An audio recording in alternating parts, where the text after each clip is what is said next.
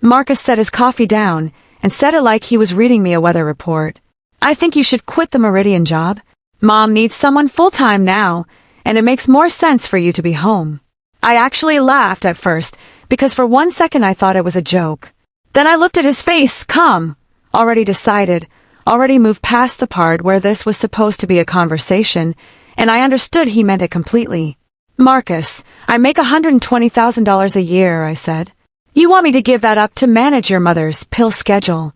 It's not about the money, he said. It's about family. She raised me. This is what you do. What I do, I repeated. You've always been better at this stuff than me anyway. The patience, the organizing. It just makes sense, Renata. I sat there across from him at our kitchen table, in the house we bought together 6 years ago, in the life I had built with careful, deliberate effort since I was 22 years old, and I felt something crack quietly in my chest. Not anger yet, just a clean, cold recognition. My husband had just told me, without asking, without discussing, without once considering that my career might carry equal weight to his mother's comfort, that my value in this marriage had a ceiling, and that ceiling was apparently lower than his mother's convenience. I didn't argue. I didn't cry, though I wanted to. I stood up, walked to the small filing cabinet in our home office, and pulled out a single folder I had kept there for the past 4 months. Ever since a conversation with my attorney I'd never mentioned to him. I came back to the table, set the folder down, slid a single document out of it, and placed a pen on top. What is this?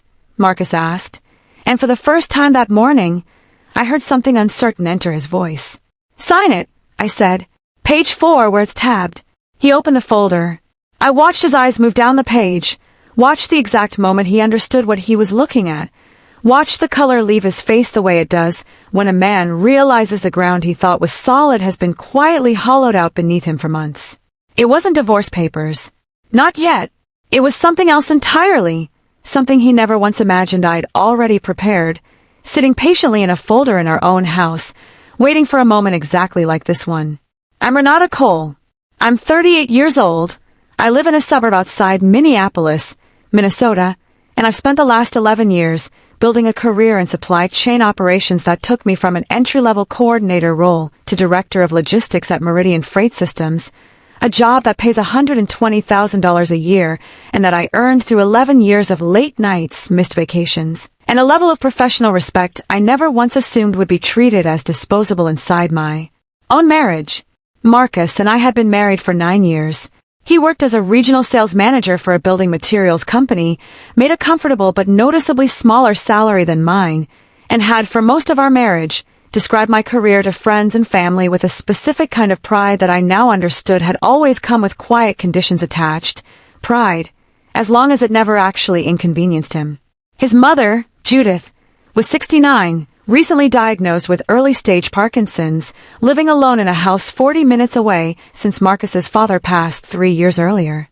I loved Judith, genuinely, in the uncomplicated way you love a mother-in-law who has never once been unkind to you. Her diagnosis was real, her needs were real, and I understood, sitting at that table, that the emotional core of what Marcus was asking wasn't unreasonable on its face. Families do step up for aging parents. I had never once said I wouldn't help. What Marcus had done, though, was decide unilaterally that helping meant me, only me, giving up everything I'd built, without ever once asking what that would cost, without once suggesting shared caregiving, a hired aide, a rotation between siblings, or even a conversation before the decision arrived at our kitchen table fully formed, like something he expected me to simply accept because that's what wives in his family had always done. He had a sister, Denise, 34, unmarried, living 20 minutes from Judith, working part-time at a salon. Marcus had not mentioned her name once during his entire pitch. Renata, he said now, still staring at the document, his voice thinner than it had been minutes earlier. What is this? Why do you have this already? I had a feeling, I said, that eventually, someone in this marriage was going to ask me to disappear for the sake of convenience. I just didn't expect it to happen over coffee on a Tuesday. He looked up at me, and for the first time in 9 years, I watched my husband try to read my face and fail completely, because for the first time in 9 years, I wasn't giving him anything to read. I had learned, over 4 quiet months of preparation, exactly how to hold my expression still while everything underneath it moved. "This says you've already met with an attorney," he said slowly. "About what?" "About us. About protecting what's mine," I said. "Since apparently you've already decided what's yours to give away on my behalf." He set the pen down without touching it, his hand not quite steady, and for the first time that morning, I watched my husband realize that whatever conversation he thought he was starting had actually been building, quietly and carefully, for months before he ever opened his mouth. "Sign it," I said again, calm, patient, exactly the way I'd rehearsed it. "Or don't. But either way, we're going to finish this conversation my way today. Not yours." Marcus didn't sign it that morning. He asked for time, and I gave him exactly 1 week, because by then I already understood something about this marriage I hadn't let myself say out loud before. Giving people time had never once made them treat me better. It had only ever made me wait longer to protect myself. To understand why I had a folder ready before he'd even said a word, you have to understand what 9 years with Marcus actually looked like underneath the parts he showed people at dinner parties. 3 years ago, when Judith's diagnosis was still new and everyone was frightened and grieving, Marcus asked me to take unpaid leave for 6 weeks to help coordinate her care while the family figured things out. I did it, gladly, without resentment, because 6 weeks felt reasonable and I loved her. What I noticed, quietly, was that figuring things out never actually happened. No schedule got built. No conversation with Denise took place about splitting responsibilities.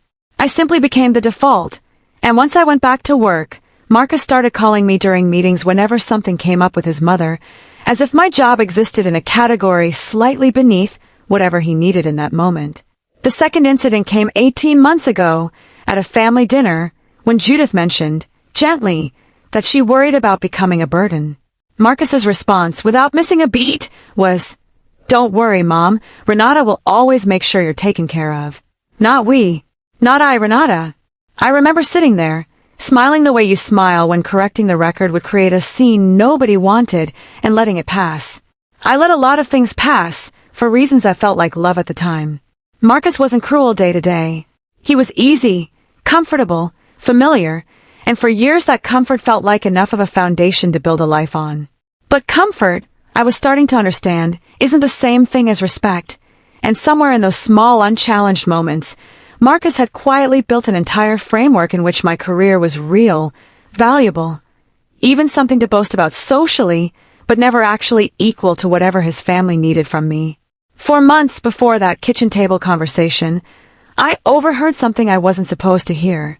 Marcus was on the phone with Denise, and I caught the tail end of it while getting a glass of water. "She makes more than enough for both of us anyway," he was saying. "It's not like Renata quitting would actually hurt us financially. Mom needs someone home, and it's not going to be you with your schedule." I stood in that hallway for a long moment, glass of water forgotten in my hand, and understood 2 things at once. First, that this conversation about my job hadn't started that morning at the kitchen table. It had started months earlier, between Marcus and his sister, without me in the room. Second, that somewhere in that phone call, my entire career had been quietly reduced to a number that made me convenient to sacrifice. That was the day I called an attorney. I met with an attorney named Sandra Whitfield the following week, not because I already knew I wanted a divorce, but because I needed to understand exactly what protecting myself would actually require if this marriage kept moving in the direction I could now see clearly. Sandra asked me a question that reframed everything. Has your income ever been treated as separate from household decisions, or has it always been assumed as shared family resource, even when the decisions about it were made without you?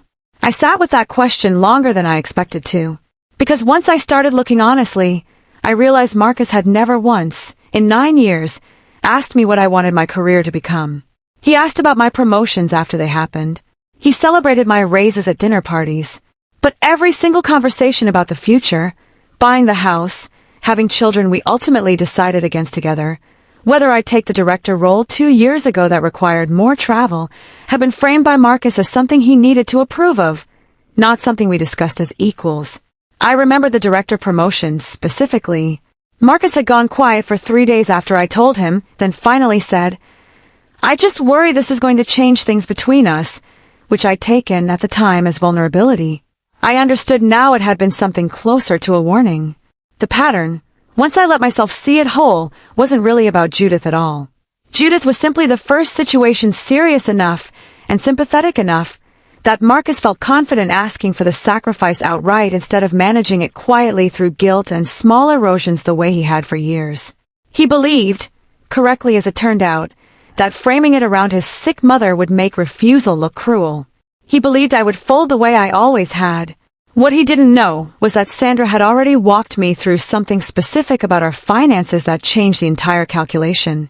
6 years earlier, when we bought the house, I had insisted, over Marcus's mild objection, on keeping the down payment, $84,000 from my own savings, predating the marriage, documented separately, with a simple post-nuptial agreement protecting it as my contribution should anything ever go sideways. Marcus had signed it at the time without much resistance, mostly to end an argument he considered unnecessary, certain it would never matter. He had forgotten it existed. I hadn't.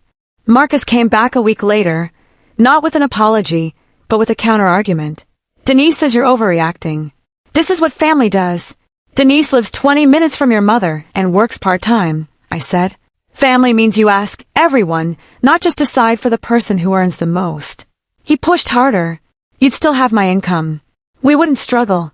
I'm not scared of struggling, Marcus. I'm scared of a marriage where my career only matters until it's inconvenient for someone else. That week, I sat down with Sandra again and finalized what the document actually was.